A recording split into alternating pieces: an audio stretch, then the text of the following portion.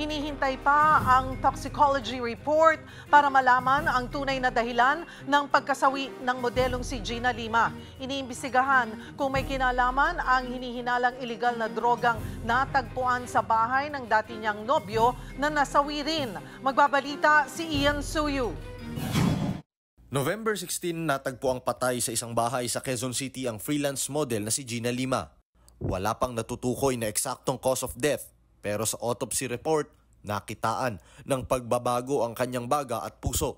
Nakitaan din umano siya ng mga pasa sa hita. Parang bumigay daw po ang puso, parang ganun. Parang humina yung puso niya at saka lungs niya. Kumbaga sa layman's term natin is nanikip yung dibdib. Yun po yung paliwanag po ng doktor.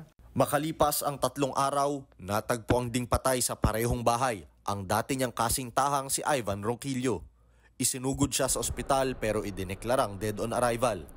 Ang kanyang ama, ganun na lang ang paghihinagpis. Nasabi ko sa kanya, bakit ngayon lang kita niyakap? It's so painful talaga, it's so painful. Namatayan ako ng magulang, hindi ako ganito eh. Pero mamatayan ako ng anak, almost maghapon na akong umiiyak. Hindi ko kaya. Ilang oras bago bawian ng buhay si Ronquillo, nagpost pa siya ng huling video na magkasama sila ni Gina. Kita pa rito na umiiyak siya sa harap ng bangkay ng dating nobya. Nagpakita rin siya ng mga larawan ng sugat na tinamo niya sa umano'y pagkuyog sa kanya. Tingin ng tiyahin ni Ivan na apektuhan siya sa pagkalat ng mga maling impormasyon sa social media. Na-clear na siya eh.